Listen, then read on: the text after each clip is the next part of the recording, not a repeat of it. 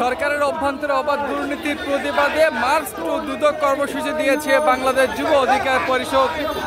দর্শক, আপনারা দেখছেন যে প্রেস ক্লাবে সকাল 11টার দিকে অনুষ্ঠান শুরু হয়। পরবর্তীতে কিছুক্ষণ বক্তব্য দেওয়ার পরপরই কিন্তু মার্চ ফর দুদক অর্থাৎ দুর্নীতি দমন কমিশনের অভিমুখে যাত্রা শুরু করেছে যুব অধিকার পরিষদের নেতাকর্মীরা। আপনারা দেখছেন যে অসংখ্য নেতাকর্মী এই মুহূর্তে দুদকের অভিমুখে রওনা করেছে।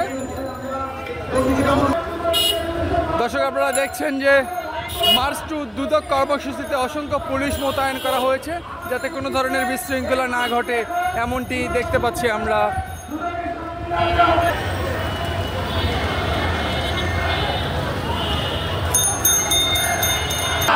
নেতাকর্মীরা তাদের বক্তব্যে বলছিল যে বর্তমান অন্তর্বর্তীকালীন সরকারের সময়ে তাদের বিভিন্ন নেতাকর্মীরা দুর্নীতি করছে এবং সেই দুর্নীতিকে রুখে দিতে আছে। কিন্তু মার্চ টু দুদক কর্মসূচিতে অংশ নিয়েছে যুব অধিকার পরিষদের অসংখ্য নেতাকর্মীরা। আপনারা দেখছেন বক্তব্য দেওয়ার পরপরই কিন্তু তারা দুদকের উদ্দেশ্যে রওনা দিয়েছে এবং তারা যেমনটি বলছে যে আমরা 4 সদস্য অথবা 5 সদস্যের একটি প্রতিনিধি দল দুদক কমিটির সাথে কথা বলবো এবং জানবো দুর্নীতি রুখে দেওয়ার জন্য কী কী পদক্ষেপ তারা গ্রহণ করবে, এমনটি কথা বলেছিল। দেখছেন আপনারা চলছে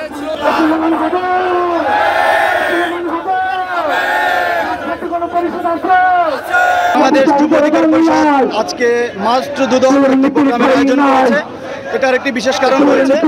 আমরা দেখতে পেয়েছি রাষ্ট্রে যারা বর্তমান পরিচালনা করছেন তারা নিয়মিত এই যে উপদেষ্টা পরিষদ রক্ত দিয়ে আমাদের স্বাধীনতা, আমাদের এই যে রক্ত দিয়ে আমাদের যে বিপ্লব, এই বিপ্লবটাকে তারা কলুষিত করছে। রাষ্ট্রের প্রত্যেকটি স্থানের রঙ্গরূপে আমাদের দেখতে পাচ্ছি তাদের দুর্নীতি পরিপূর্ণভাবে রয়েছে। এবং নতুন যে কিংস পার্টি তৈরি হয়েছে, এই কিংস পার্টির বিভিন্ন নেতৃবৃন্দ যারা সরকারের মদতপুষ্ট, শত শত কোটি টাকা দুর্নীতি করছে। এই দুদক রয়েছে, আমরা দেখতে পারি এই দুদক এখন হয়ে গেছে একটি দুর্নীতি আশ্রয় কেন্দ্র।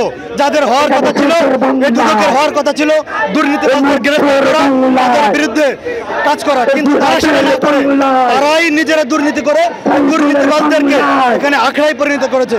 তাই আমরা বলবো যুব অধিকার পরিষদ এর বিরুদ্ধে সর্বদা সোচ্চার রয়েছে। যুব অধিকার পরিষদ সর্বদা দুর্নীতির বিরুদ্ধে সোচ্চার।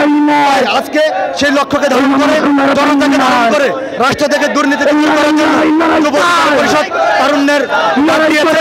আজকে দুদকে যাচ্ছেন, তাদের সাথে কথা বলবেন। যদি আমাদের আলটিমেটাম গ্রহণ না করা হয়, আমি অল্প কিছুদিন পরে আজকে আলটিমেটাম ঘোষণা হবে। পরবর্তীতে আবার এই ঘোষণা আমাদের কর্মসূচি ঘোষণা করা হবে।